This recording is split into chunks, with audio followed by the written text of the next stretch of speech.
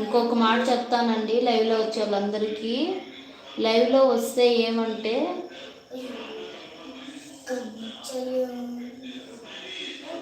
రియాలిటీని అక్కడే. Okay, nice నాయన.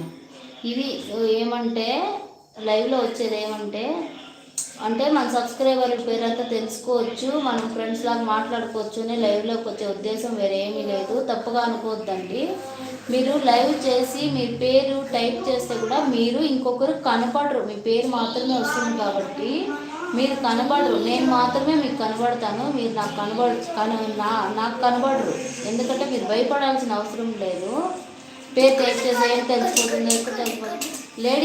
Ladies చాలామంది, నేను కూడా అంతే. ముందంతా నాకు తెలియనప్పుడంతా ఎవరికన్నా లైవ్ చాట్ చేయాలంటే నేను కూడా భయపడేదాన్ని.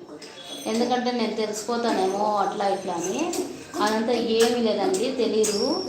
మీ పేరు మాత్రం టైప్ చేస్తే మీ పేరు మాత్రమే తెలుస్తుంది. మీరు ఏమైనా మాట్లాడాలనుకుంటూ టైప్ చేస్తే అది మాత్రమే తెలుస్తుంది. మీ మగమంతా ఏమీ తెలియదు. మీరు ఏం టెన్షన్ పడొద్దండి. లైవ్ చూసేవాళ్ళు